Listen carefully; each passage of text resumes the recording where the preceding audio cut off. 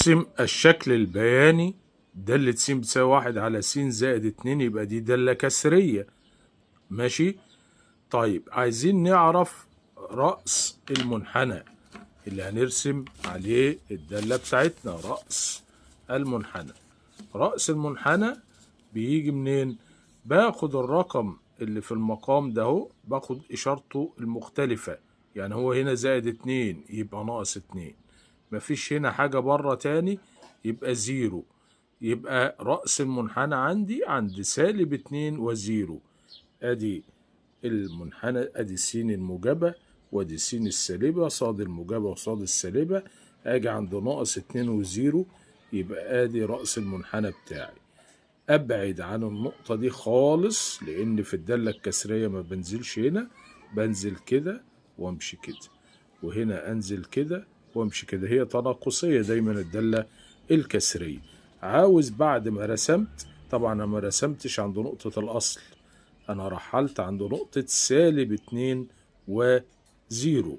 عاوز المجال وعايز المدى والاطراد والنوع. المجال كل ح اللي هو كل س وكل سالب س، ما عدا المسافة دي. المسافة دي اللي هي من ناقص 2 للزيرو. باخد أول رقم اللي هو ناقص 2 بحطه بالنسبة للمجال حاء اللي هي مجموعة الأعداد الحقيقية ناقص القيمة الأولانية، والمدى حاء ناقص القيمة الثانية. القيمة الأولانية 2 بالسالب، القيمة الثانية 0.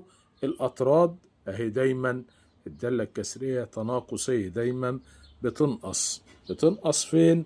في الأطراد حاء ناقص أول قيمة بتاعتنا اللي هي سالب 2.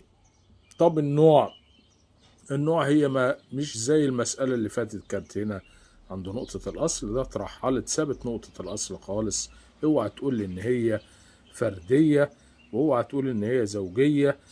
هي لا فردية ولا زوجية طالما سابت نقطة الأصل. يبقى ده رسم الشكل البياني للدالة الكسرية 1 على س زائد 2، وإيجاد المجال والمدى والأطراد ونوعها زوجية ولا فردية.